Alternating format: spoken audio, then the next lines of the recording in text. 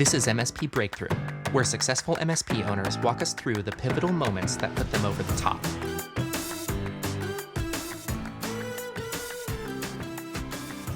Hey everyone, this is MSP Breakthrough. I'm Jonathan Crow, Director of Content and Community at Ninja RMM. I've got with me Tom Watson, our Channel Chief Advisor. And for this episode, Tom, I understand that you've got a big name that a lot of people that have been in the channel for a while are going to definitely recognize. Yes, I spoke to Colin Knox, and Colin has a really interesting background. He was an MSP owner and sold that MSP, and then he built Passportal, which many of you have probably heard of and might even use. And of course, Passportal acquired by SolarWinds, and now Colin's doing a new venture, Gradient MSP. So I understand you're going to be talking about that and some breakthroughs that he had through that long career. I'm sure it's an interesting talk. Can't wait to hear it.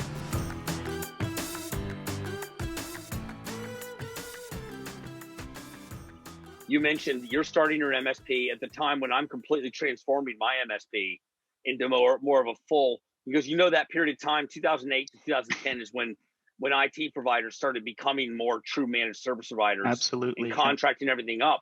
I was right at kind of the front end of that movement.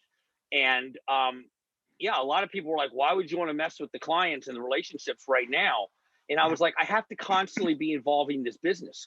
But something else that goes on during these tough times, when movement and change happens during tough times, you tend to become better at it than in the really flush times, because you've got to be more efficient, you've got to be smarter. Yeah. And then what happens is when times get really good, you have perfected your way of doing business in tough times. Yeah. You just flourish. And I think the big message I would send to our audience there is, this is a perfect example. Many economies are affected by the pandemic, but this is the time to execute and to be growing your business, because if you do it now, wow, you can really rock later on. Am I right? And there's no motivator like desperation, if I'm being candid, right? Like, I mean, it's one of those things for an MSP in an economic crisis or whatever you're dealing with, you need certainty in the future of your business. And the only way to do that, you have this managed service offering you have where you know how much money is going to come in, you know what you're going to get paid. On the flip side of that, your clients need cost certainty. They need to know what it's going to cost them so that they don't have blips and peaks and valleys all over the place. So it made a lot of sense when we were going out in the middle of a recession and offering people these flat rate contracts, because it's something that they could understand. It's something they could budget and plan for and drive it forward. So yeah, I'm a big fan of being all in on things. Again, like whether you're investing in a new business and doing that, whether you're dealing with a crisis, having that little bit of desperation, that little butterfly in your stomach about how much at risk am I here right now, is a great motivator. I think that's a great way to close out our first breakthrough for you. As a question for a second one, you accelerated very fast and scaled this business up, this MSP, in 5 years and sold it. Mm-hmm. But along the way, I'm sure there were still some bumps and some hurdles. Do you remember any in particular and maybe a breakthrough to get past it? Yeah, I think there was a few. Hitting our 1 million or first million went really quick for us. And that was just pounding the pavement and leveraging the hell out of my network. But as we were looking at breaking past that and what we were going to need to do to hit the next million and beyond, early in that first million, I already had to make the decision that I was going to hire people to do the service work and kind of pull myself out of that, remove myself from that. So I could focus on business development, I could do sales, and I could grow that business. And that was a sacrifice that I had to make. I could have paid myself that high 6-figure salary, could have been very cushy and good, but for a 1 to 2 year period, you take that down. You're not necessarily committing to $60,000 or $70,000 no matter what when you hire a technician. You're committing to a monthly payment towards that. And if they don't work out, sounds shrewd, but kick them out and get somebody else in that's going to work. So that was one of the big things that was having to remove myself. And then the next is when we had, 2 to 3 technicians, and I found I was spending just as much time trying to manage those people and lead and coach those people as I was trying to do business development, sales, grow the business. that's when I had to have and put somebody in charge of the technicians or the service delivery team, so that that person could manage that. I could have a regular meeting with that person and then stay focused on sales and business development. So that's what helped us get into that next bridge into the 2 million range. When I think back to the two, what we did to go from 2 up to 3 and beyond, one of the key things was I had expanded, like the well was dry. My network was empty, right? And the people who were going to buy from me that knew me were already buying from me. So at that point, I had to figure out the referral campaign. And I had to not just do some simple, easy thing, but we had to really master a campaign that motivated the individuals of the clients that we had and motivated the people that we were looking to bring on. So, figuring that out when it came to a market development standpoint was important. And then realizing that we needed to create a segregation, because the two sides of any IT service business is you're always going to have projects to an extent in any of your managed services. But how many times has your technician been on site trying to configure something in the virtual system or connect something or build, implement a new firewall, whatever it is, and then somebody's tapping on their shoulder saying, oh, hey, while you're here, can you fix my Microsoft Word? I've got this error. And then the projects would go over budget or the service or whatever else. So when we were able to separate those teams of people, the projects people were able to say, hey, I'm actually here only focused on this. I'm not part of the managed services team, but if you call the help desk, somebody will pick up right away, help you remotely, and take care of that for you. So that was a big part of separating it. And then, as we kind of look to scale into the next level, it was a lot of figuring out, one, getting somebody to help with sales, but two, figuring out how we could get access to other opportunities and prospective clients without paying the big bucks to get radio ads, TV spots, billboards, all of that stuff. So I had read a book and saw how somebody leveraged community involvement and charity work to build their business. And you can't do it with the sole purpose that I'm going to do these charitable things and events and everything else to make revenue. You have to have a sentiment of altruism to it. But we doubled down on community involvement. We donated to charities. We sponsored charity events. We participated in them. We went and made food for the hungry. We made lunches for kids that went to school without lunches. We did all of these things. Started working with schools and talking at schools to help foster younger people into tech. And ultimately, that started driving more interest and more access to the market, because they saw on our social media that we were out doing charitable things. The charities even started to come on as clients, and that really helped us go forward. As we got to a certain level and a certain stage, when we were at that 4 million and looking at what do we need to do to plow past and hit, I mean, it's fairly well known today that an existing client, I think it's 30%, is 30% more likely to buy something from you, maybe even more, than somebody who doesn't buy anything from you. And it's 7 times cheaper to keep an existing customer than it is to get a new one. And so we had to learn to master the skill of mining our clients for additional revenue, whether that was putting together a managed security bundle that we created back then and started offering that, whether that was getting into, VoIP services at the time and offering that. There was a way that we had to go to clients and not feel like we were nickel and diming and always, every time we came to them, we were asking them to buy something new, but finding something that would deliver a good business outcome for them and then proposing that in their best interests. So those are some of the skills that we had to kind of fine tune and master and put into place in order to help us break through various revenue levels. Colin, in particular, what you're talking about here, the first part is stepping away. And I think the audience would find great interest in this. And there's 2 things that happen here. I remember myself, I hired a part-time technician to help me out very early on, Yep. And I think that's very important. But the main one you spoke of that's so important is when you step away from doing the technical work. Yeah. And it's difficult. because you have other people in your company that expect you to be the lead technician, to carry the torch, to have the most information, to make the final call and all of that. And then, of course, you have the clients who have this relationship with you, and they saw you fix their machines. They expect you to come out there, and there's a lot of things pulling on you. And I remember having to step away from that and saying no to a lot of people. And I remember as well the quality of service for a period of time dropping. Yeah. But then I enabled those people and they got stronger. Do you remember that as well? Yeah, I think nobody ever puts the same level of effort into delivering a service or product that the founder or the owner will, right? They're always going to be, as a result, the best salesperson, and they're always going to be the best service person because they have a lot more on the line. So I think we did have some quality of service issues that happened on the outset.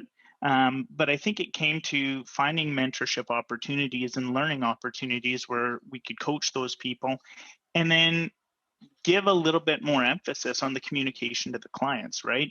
If you're focused on the customer experience a lot more, they're going to give a benefit of the doubt because it's the overall experience in dealing with your business. It's not just, Jane or John that's in there doing the work. It's how they feel about your company, right? Everything from when they put in a request, what's that experience like? When they're talking to your people, what's the experience like? Not always, or very seldom is it how fast do they solve my issues? How amazing was whatever about the person helping me, right? It's all about communication. We had issues where, there was 6-7 hours during a business day that either somebody couldn't work or part of a company or a whole company couldn't work because tech fails. And we could have been judged and lost those clients, but we just kept, and I always emphasize this with our staff, just keep the customer in the loop at all times. Let them know what you're doing. Let them know what you're anticipating. Let them know how it's going. Because when there's that void of the customer not knowing what's going on, you think nothing's being done. And then you get frustrated. I mean, we do it today. If I'm sitting here trying to export a video this morning and I don't even have a processing GIF or I don't have a bar that's showing me how it's progressing, I don't think anything's happening. So I get ticked off, I close the browser, I try this. It's the same thing with IT services. If they don't know what your plan of attack is, if they don't know what you've tried already, they don't see that you're constantly getting back to them, maybe every hour, every 45 minutes to say, hey, we haven't forgotten, we're still working on this, that's going to change everything in it. So we really coached on communication. We kept a close touch with our customers.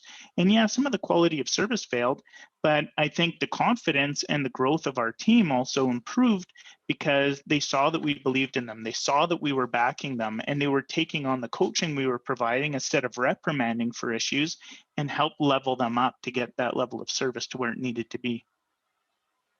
I think the big takeaway here is if you really want to scale your business up, you're going to have to step away from technical work. Yeah. You have to enable your team. But I think the big question, I'm sure many people tuning in here is, when do you know the right time to do that? So I think if you want to grow a business, there's nothing wrong with being a one-person shop or a two-person shop. There's nothing wrong with it. You can have a very healthy business. You can have a good living off of it. If your goal is to build a business to ultimately increase the value of that business and the value that's going to hit your pocket and ultimately maybe someday be acquired and have that liquidity event, you need to do that as early as possible. Now, I'm not saying you should go take a bank loan or remortgage your house to make this happen, but if you're at a point where you're making and bringing in even $10,000 a month in revenue, I mean, your costs on that revenue for your services is fairly low, unless a lot of that is resale and it's your, underlying backup solution and everything else. But between your RMM and your PSA, you shouldn't be paying a huge percentage of what your revenue is at that point. Would it absolutely kill you to drop your salary in half to $4,000 or $5,000 a month instead and put that other half in another technician, get them working, get them up to speed, and then you can, you keep maybe for the next period of time you keep your 4 to 5 grand a month again, and you might have to talk to your spouse if you've got a partner or whatever else to get coverage on it, but then hire another technician. And eventually, maybe it only takes 1 or 2 years, you get back up to your 10K, your 6-figure or plus salary. And then it's just a matter of managing capacity and sales, right?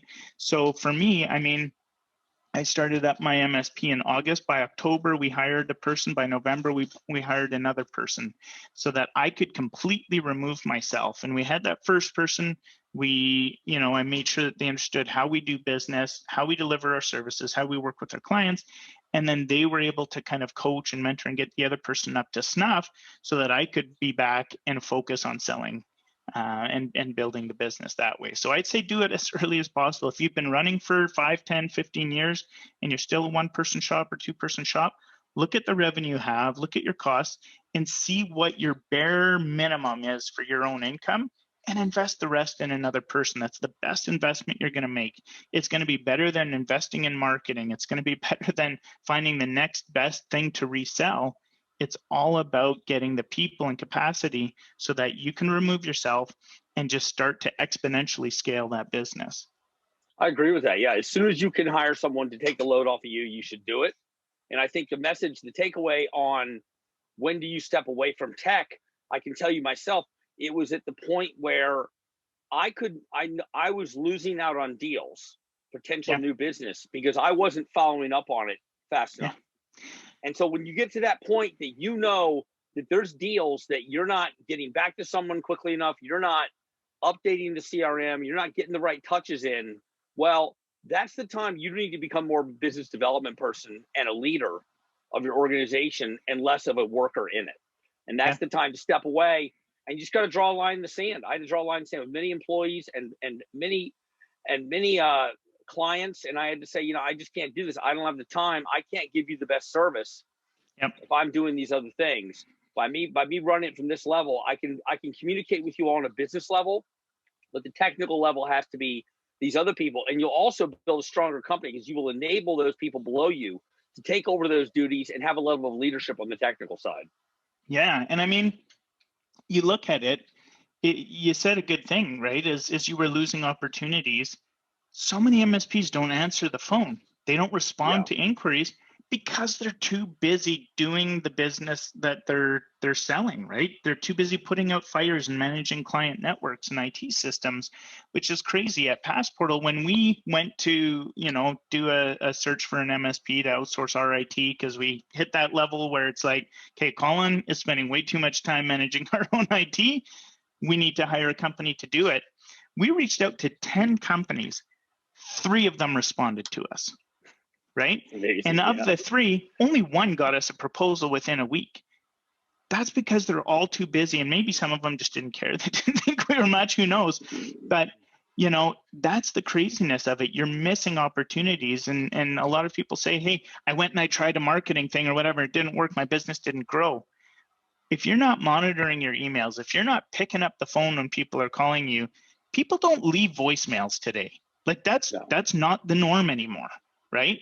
They call the next one on the list. That's what they do. It's exactly. You didn't answer the phone, I'm on to the next. Or if I email you, if I don't hear back from somebody on a sales email within 2 hours during the day, I'm on to the next, right? Like I'm buying somewhere else because the iron's hot and I'm looking to do things. So you can't drum up interest and then not respond to it, because guess what? The customer experience, even though they're not a customer yet, just went down the drain. Right? Because if that's how you are when I'm trying to buy from you, everybody's got this perception that when I'm buying something, that's the best experience I'm ever going to have and best relationship I'm ever going to have with them. Second I buy, that's going to go downhill is the expectation, right? You buy a house, the second you give them the money, oh, now they're not responding to me to come fix this and that.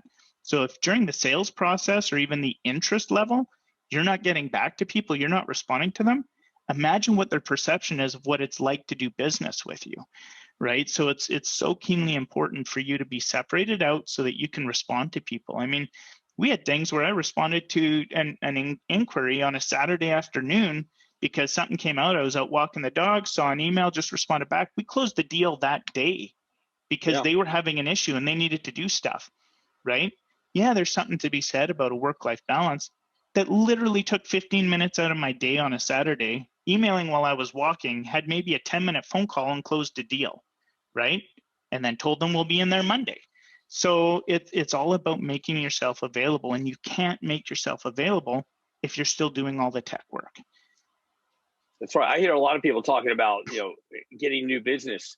I figured out very early on, I had a local phone number, and the prefix was the oldest in the area, which was well respected because because people knew, and I had to fight to get one of those because people knew that prefix was for generally well-established businesses that have been around a lot longer.